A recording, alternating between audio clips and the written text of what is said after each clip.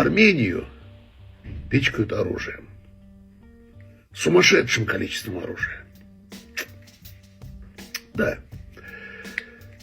Азербайджан, по мнению британцев, должен пострадать.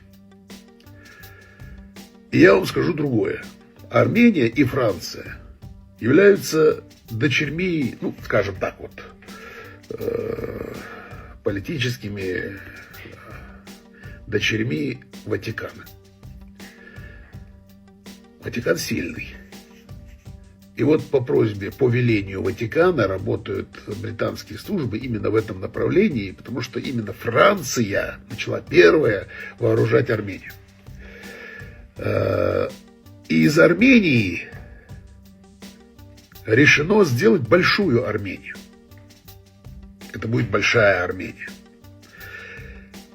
Что нужно для того, чтобы сделать большая Армения? Для того, чтобы сделать большую Армению, кто-то из соседей должен стать маленьким. У кого-то нужно что-то оттяпать, правильно? А у кого будут оттяпывать? Именно. Так что, Алиев, я вас предупреждаю, смотрите, политика сейчас направлена именно в это русло. Южный Кавказ будет гореть, он вспыхнет.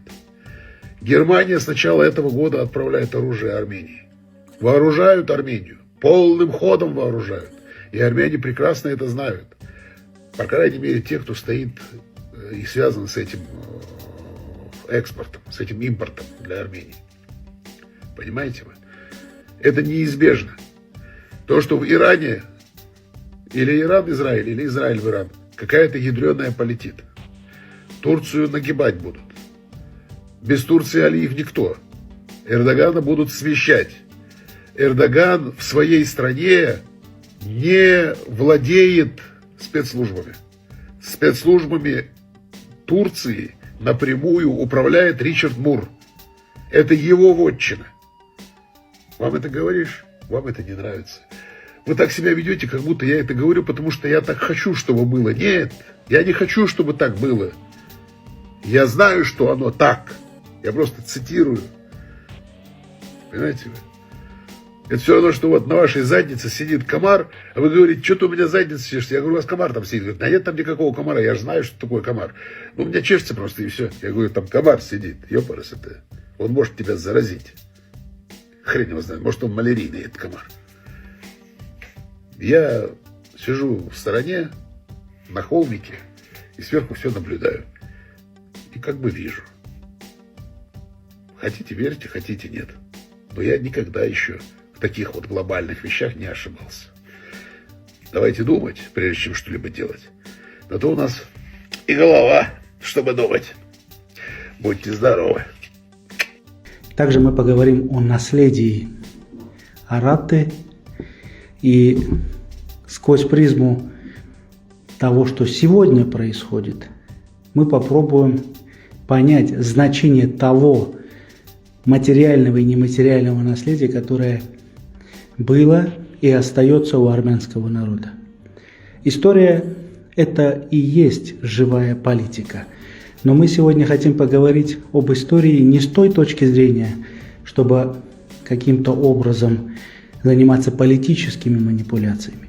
Мы просто хотим показать наследие нашего народа, наш корень, откуда мы есть, и, собственно, куда мы дальше должны идти на основе нашего исторического знания. Сегодня это принципиально важно, потому что армянская история со стороны наших соседей сознательно коверкается, переписывается для одной простой цели – лишить армян их родной земли, лишить армян их почвы. Поэтому мы за историческую справедливость, мы не политизируем наше историческое наследие, но мы просто хотим разобраться, кто мы есть и носителями чего мы, армяне, являемся. Для этой очень ответственной темы я пригласил шумеролога, лингвиста, крупного армянского интеллектуала Армена Давтяна, который сегодня ответит на важные, принципиальные вопросы нашей армянской идентичности и нашего армянского прошлого. Պարոն Դավթյան, շնորհակալ եմ հրավեր ընդունելու համար. Я предоставляю вам микрофон. Со своей стороны просто буду задавать вопросы, которые у меня, как у наивного обывателя, возникают. Շնորհակալ եմ, ես շնորհակալ եմ այս հրավերի համար, ինձ համար շատ պատասխանատու լսարան է, որովհետև մենք այսօր ընդհանրապես ապրում ենք պատասխանատու ժամանակաշրջանում, երբ որ բոլորը լարված են եւ այդ լարվածությունը ենթադրում է պատասխանատվություն բառերի, խոսքերի եւ ունեցած ժառանգությունը կրելու նկատմամբ։ Պարոն Դավթյան, որ լեզվով են Արարատայում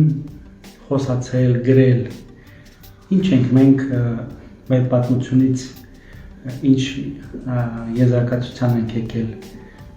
խնդրեի այդ հարցին պատասխանեք սկզբից։ Մինչև Արարատային հասնելը մենք պիտի միանգամից արձանագրենք հետևյալը. մարդկության պատմության մեջ ամենահին գրային լեզուն, գրային համակարգը շումերերենն է։ Դրանից ավելի հին գրային համակարգեր կան, բայց որոնք դեռ վերծանված չեն, գիտնականները դեռ չեն կարդացել։ Ամենահին գիրը, որ գիտությունը այսօր կարողանում է կարդալ, դրանք շումերական սեպագրերն են։ Այդ շումերական գրի լեզուն, այսինքն մարդկության պատմության առաջին գրի լեզուն հայերեն է։ Ես սա ասում եմ ամենայն պատասխանատվությամբ, որովհետև այդ արդիվ լուրջ աշխատանքներ են կատարվել, լուրջ ոչ միայն հրապարակումներ կան, այլև պատրաստվում են նորերը։ Սա գլխիվայր փոխում է շումերերենի մասին եղած նախկին պատկերացումները եւ այս իմաստով շումերերեն լեզվի հարցը դառնում է հայոց լեզվի հարց։ Շումերերենը դիտվում է եւ պետք է դիտվի որպես հայոց լեզվի փուլերից մեկը։ Ինչպես այսօր ասում ենք գրաբար կամ լեզվաբանների մոտ ընդունված է ասել classical armenian կամ ռուսերեն ասում են классический армянский։ Իսկ դասական հայերեն կոչվածը, որ մեզ մոտ ընդունված է ասել գրաբար։ Ահա այդ գրաբարը 5-րդ դարի հայերենն է, իսկ շումերերեն կոչվածը մեր թվարկությունից առաջ 30-րդ, 25-րդ դարի հայերենն է։ Եթե դա ավելի հին է, դա չի նշանակում, որ դա հայերեն չէ։ Յուրաքանչյուր լեզու ունի փուլեր։ Կա 5-րդ դարի հայերեն, կա մեր թվարկությունից առաջ 5-րդ դարի հայերեն եւ մեր թվարկությունից առաջ 25-րդ դարի հայերեն։ Ահա այս համատեքստում պետք է դիտարկել նաեւ Արարատայի լեզվի խնդիրը, քանի որ Արարատայի հետ կապված պոեմներում 4 պոեմներ են, վիպերքեր են, որ հասել են մեզ շումերերեն լեզվով եւ այդ լեզուների, այդ պոեմների պահպանված նյութը մեզ հիմք է տալիս վստահորեն, գրեթե վստահորեն պնդելու, որ Արարատայում եւ մնացած շումերի տարածքում լեզվական տարբերություն չի եղել։ Եվ բերեմ մի օրինակ, երբ որ Ուրուկի տիրակալը պատահական իր զինվորներից մեկին ընտրում է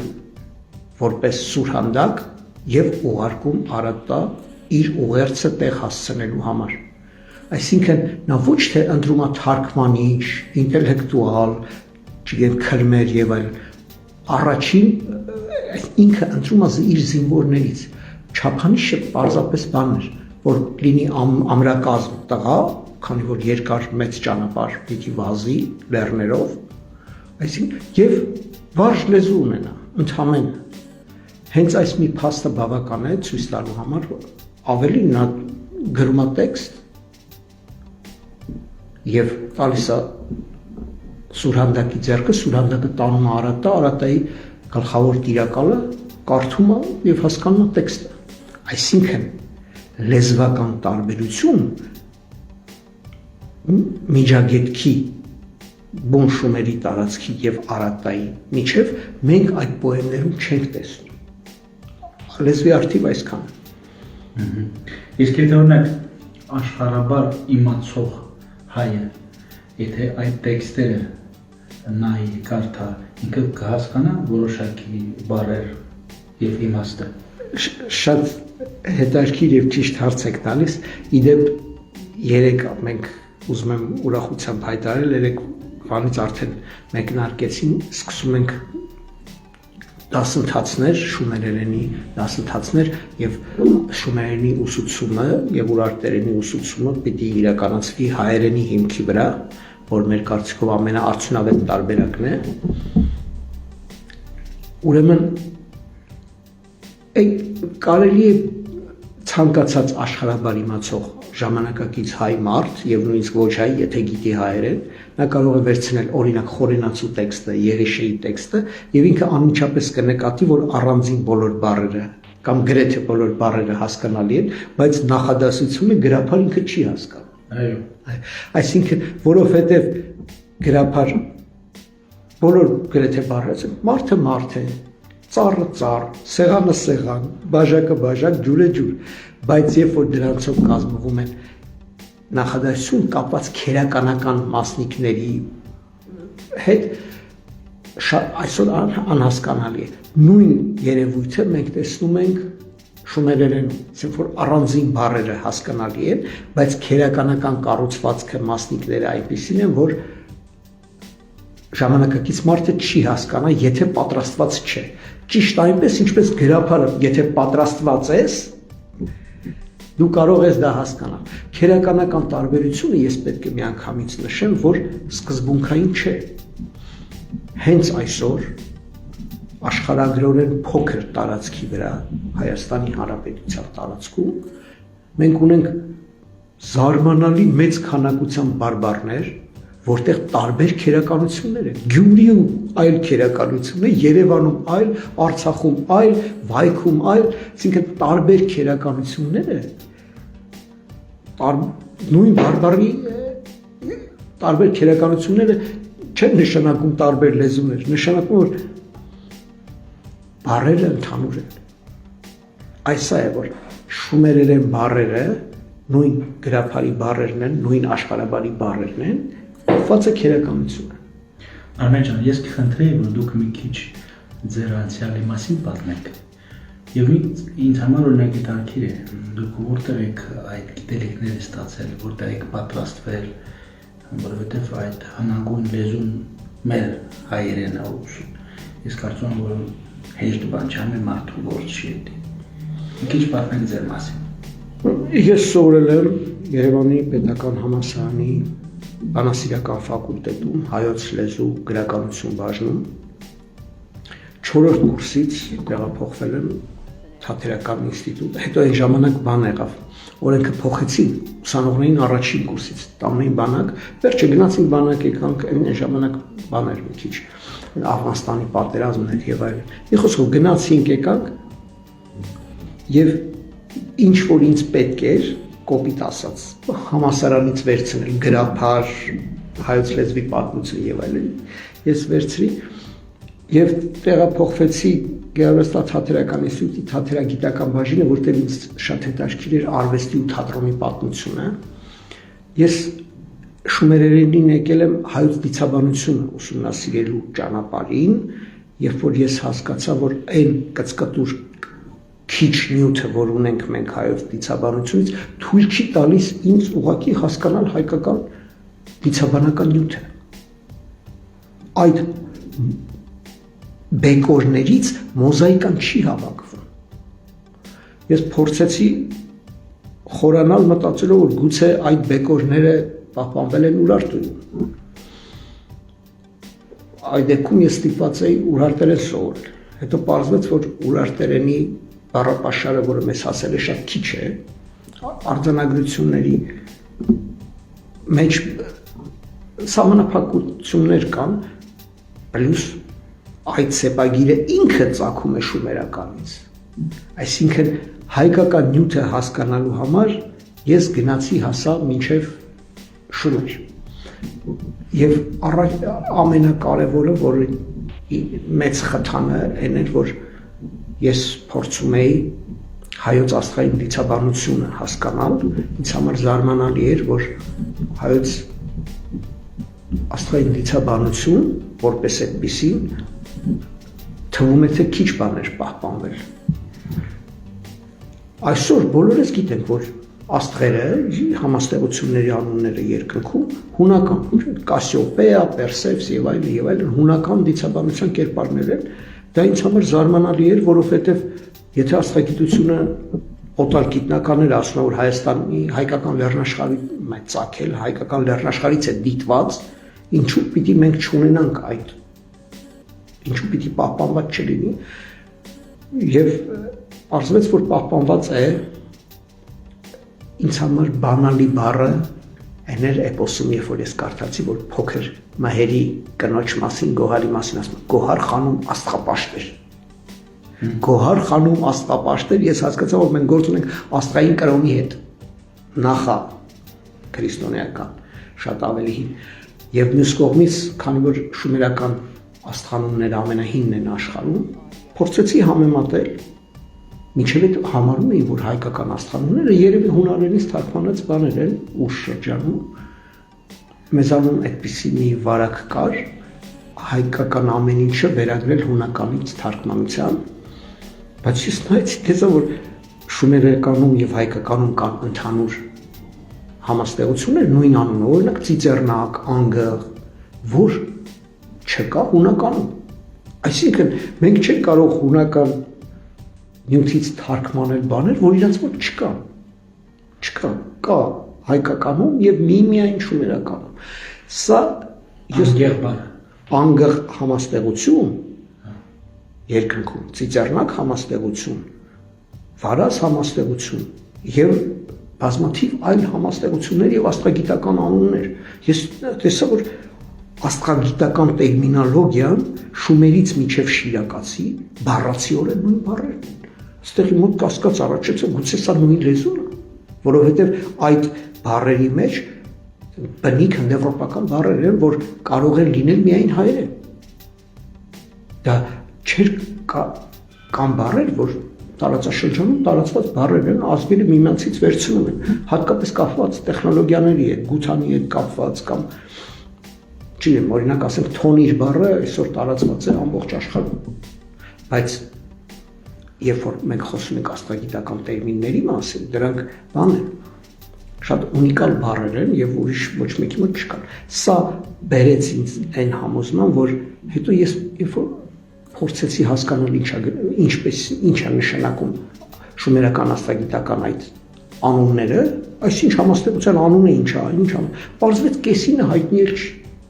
Գիտնականները չեն հասկանում ինչ, չգիտեմ ուղղակի, որտեղ կարելի է այսպես էլ թարգմանել, այնպես էլ թարգմանել։ Արդյունքում ես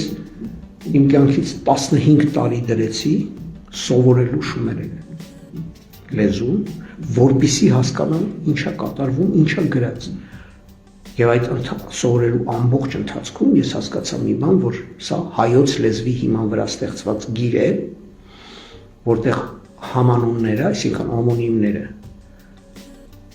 չեն կարող լինել որևէ այլ լեզվով։ Դրանք աքսիոմաներ են դեռ ժամանակին 20-րդ դարի սկզբին Վայման անունով լեզվաբանը հստակ բանաձև էր տվել, ինչպես գտնել շումերերեն լեզուն։ Շումերերեն լեզուն գտնելու պարզ մի ձև կա։ Օմոնիմները տարբեր լեզուներում ամեն լեզվու մեջ պատահում են, բայց դրանք չեն կարող կրկնվել երկու տարբեր լեզուներում։ Մի հատ օրինակ ասեմ, օրինակ ռուսերեն կասա, մազերի հյուսքը եւ հնձելու կասա։ Տարբեր բառեր են նույն ձևի են հնչում։ Կամ հայերեն այր տղամարդ, այր քարանձավ եւ այրել բառել։ 3 տարբեր բառեր նույն ձևի են հնչում։ Եթե մենք թարգմանենք մուշինա, պիշչերա, ժեջ, դրանք նույն ձևի չեն հնչի։ Ահա, ճիշտ այնպես ինչպես ռուսերենի օմոնիմները կամ ցանկացած այլ լեզվի օմոնիմը թարգմանենք հայերեն նույն ձևի չեն հնչի։ Այսինքն սա աքսիոմա է, չի կարող երկու լեզվում պատահել նույն օմոնիմը։ Իսկ մենք շումերերենում եւ հայերենում ունենք օմոնիմների ոչ թե մի հատ, երկու հատ, երեք հատ, հարյուրներով շարքեր, հարյուրներով։ Սա բացառում է, որ սրանք լինեն այլ տարբեր լեզուներ։ Այսքանն է այս հարցի։ Պարոն Դավթյանը շատ համեստ մարդ է եւ ինքը ես որքան լսեցի չպատմեց, որ 2014 թվականին ինքը պատրաստել է հայ շումերական բառարան, իսկ խնդրեի մի քիչ պատմեք այդ բառարանի մասին։ Շնորհակալ եմ, որ հիշեցրիք, ես ոչ թե համեստությունից, այլ մտածեցի երկար կտևի պատասխանս, իդեպ այդ 14 թվականի բառարանը, նի գաղափարը ծնվել է նրանց, որ 2009 թվականին Գիտությունների ակադեմիայում լուրջ եւ ծանր քննարկում էր, քանի որ Գիտությունների ակադեմիան պատրաստում էր նոր ակադեմիական հայոց պատմության ակադեմիական հրատարակություն, որի դեպ վերջին հատորը հիմա պատրաստվում է տպագրության, մնացած բոլորը տպագրվել են։ Պարադոքսն այն է, որ ամենաառաջին հատորը տպվում է ամենավերջում։ Մնացած բոլոր հատորները տպվել են, բայց առաջինը, որ ամենածանրն էր, դժվարն էր եւ վիճելին էր, քանի որ կապված էր հայ ժողովրդի ծագման, ակունքի, առաջին պետականության եւ այլ։ Մի խոսքով ամենահինը միշտ ամենադժվարն է, որտեղ ավելի քիչ նյութ ունենք եւ մի խոսքով սրա հետ կապված քննարկում կար, ես 100 էջանոց A4 ֆորմատի մի աշխատանք գրեցի բաժանելու համար քննարկմաններ մասնակիցներին, որտեղ խոսվելու էր այն մասին, որ շումերերենը հայերեն է, կարող է լինել հայերեն եւ հայոց լեզվի պատմության հնագույն շրջանը մի մասին խոսելի, սա պետք է քննարկվի։ Այդ ժամանակ ինձ ասացին լուրջ վեճեր, հակառակորդներ կային, որ շումերերենը չի կարող լինել հայերեն։ Ես իրանց հասկանում եմ, որովհետեւ ես ինքս ինձ ակադեմիկոսներ են դաստվել Աղայան, Ջաուկյան, բան համասանում եւ ես էլ սկզբում եկա ինձ այդպես են սովորացել, որ դեռ բացառված է, որ նույն բանը լինի, որովհետեւ շումերերենը հնդեվրոպական լեզու չի, իսկ հայերենը հնդեվրոպական լեզու է եւ այլ եւ այլ։ Այսպիսի բաներ այդ ժամանակ ես ինձ ասեցին, եթե շումերերեն հայերենը, որպեսզի դու կարողանաս դա ապացուցել, գնա շումերական մի հատ տեքստ վերցրու շումերերեն եւ կարդա հայերեն։ Քանի դեռ դու դա չես արել, մենք չենք դա ընդունել։ Երբ որ ես վերցրի շումերական մի տեքստ հայերեն հիման վրա կարդալու եւ ապացուցելու, ես հասկացա, որ դա մենք պետքա դա կոչվում է միկրոխիրուրգիական վիրահատություն։ Այդքան լուրջ նուրբ աշխատանք է, իսկ որպեսզի դուք միկրոխիրուրգիական վիրահատություն կատարեք, դուք պետքա նախ ձեր համար պատրաստեք համապատասխան գործիքներ այդպիսի նուրբ օպերացիա կատարելու համար։ Եվ այդ առաջին գործիքը, որ պիտի լիներ, հենց 14 թվականին տպագրված բառարանն էր, շումերերեն հայերեն ընդհանրությունների բառարան։ Այսինքն մենք պիտի ունենանք բազա, որ երբ որ մի բառ ենք տեսնում շումերերեն, տեքստի մեջ պիտի իմանանք դրա հայերեն համարժեքը որն է։ Եվ այդ նպատակով ստեղծվեց 2013 բառ շումերերենում հայերենում ընդհանուր 2013 բառ գրկող այդ բառարանը, որտեղ անկեղծ պիտի ասեմ, որոշ բառեր կասկածելի են, որ այսօր ես չէի դնի, բայց այն ժամանակ դրել եմ հատուկ հետագայում զտելու համար։ Այսօր այդ արդեն անհամեստություն եմ անում, այսօր արդեն ես պատրաստում եմ նոր բառարան, որը այլևս թղթի վրա չի լինելու է էլեկտրոնային, քանի որ նոր ժամանակներում ենք արդեն, եւ արդեն լինելու է ոչ թե 2000, այլ առնվազն 6000 բառ, նախկինները զտվելու են եւ նորերն են գալու մեծ չափով, եւ մենք ունենալու ենք գրեթե ողջ բառապաշարը շումերերենի հայերեն զուգահեռներով եւ ունենալու ենք այն ժամանակ արդեն վիճակագրություն, ստատիստիկա։ Պարոն դոկտոր, իսկ ինչու է միջազգային այդ գիտական տարբեր կառույցները, ներկայացուցիչները ինչու են փորձում վերագրել Արարատայի պատմությունը այլ ազգերին, ինչու չեն իրենք ճանաչում այդ պատմությունը իբրև հայ ազգի ժառանգությունը։ Այստեղ կա երկու եւ օբյեկտիվ պատճառներ կան եւ սուբյեկտիվ։ Օբյեկտիվ պատճառներն այն է, որ հնդեվրոպական մայր լեզվի տրոհումը առանձին լեզուների նախկինում, օրինակ 100 տարի առաջ, Հյուբշմանի ժամանակ, Աճարյանի ժամանակ, համարվում էր, որ տեղի ունեցել շատ ավելի ուշ, այսինքն համարվում էր, որ հնդեվրոպական լեզուները շատ ավելի երիտասարդ են, այդ թվում եւ հայերեն, եւ նույնիսկ ասում էին, որ ինչպես կարելի է շումերերենը համեմատել հայերենի հետ, երբ որ հայոց լեզուն դեռ գոյություն չունի, դեռ մենք ընդհանուր ենթադրվում էր, որ մենք դեռ ընդհանուր հնդեվրոպական մայր լեզվի մեջ ենք, ինչպես նաև հունարենը, ալբաներենը, այդ հնագույն, այս արիական թևը եւ այլն դեռ չեն բաժանվել։ Այսինքն սա օբյեկտիվ, եթե կարելի է դա օբյեկտիվ համարել, դա գիտնականների այն ժամանակվա սխալ տեսակետներ, որը այսօր վերանայված է եւ ավելին այն ժամանակ կար համոզում, որ ընդհանրապես եվրոպացի գիտնականները 20-րդ դարաշրջանում շատ բան էին այսպես եվրոպակենտրոն։ Չի ուզենա վատ բառեր օգտագործել, որովհետև կային ուղղակի իմպերիալիստներ, կային ռասիստներ, բայց կար նաև իսկապես ազնիվ գիտնականներ, որոնք կարծում էին, որ հնդեվրոպական լեզուների մայր հայրենիքը Եվրոպայում է։ Եվ այստեղից ենթադրում էին, որ ուրեմն հայերն էլ Եվրոպայից վեր են կացել, եկել հայկական լեռնաշար։ Ահա այս սխալ տեսակետը, որը սկզբում պարզապես անմեղ սխալ էր, գիտականների սխալ էր, դառավ զենք, մինչև այսօր էլ զենք է, բոլոր նրանց համար, ում գիտությունը ընդհանրապես հետաքրքիր չի, ովքեր զբաղված են հայ ժողովրդի ունեցվածքը թալանելով, մշակույթը, պատմությունը, գիտությունը, արվեստը, ամեն ինչ է։ Գիտեք, երբ որ դուք մեկի այդ հայրս էր ասում էր, ոչ ոք քեզ այնպես չի ատում, քան նա, ով մտել է քո տուն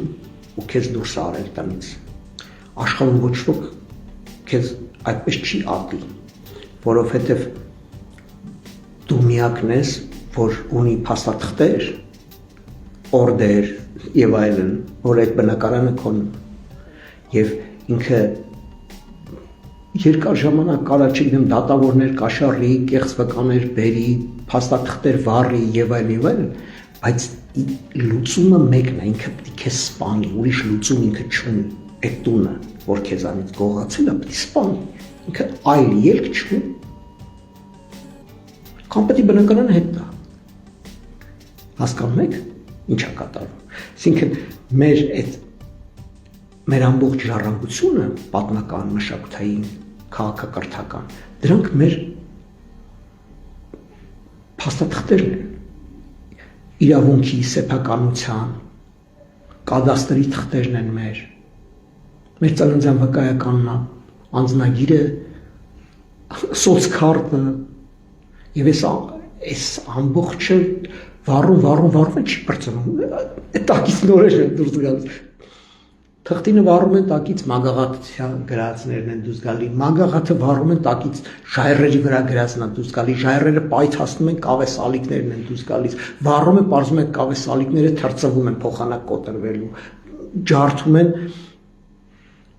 մի խոսքով, ոչ ոք ձեզ չի ատում եւ չի ատելու այնպես, ինչպես նա, ով մտել է ձեր տուն։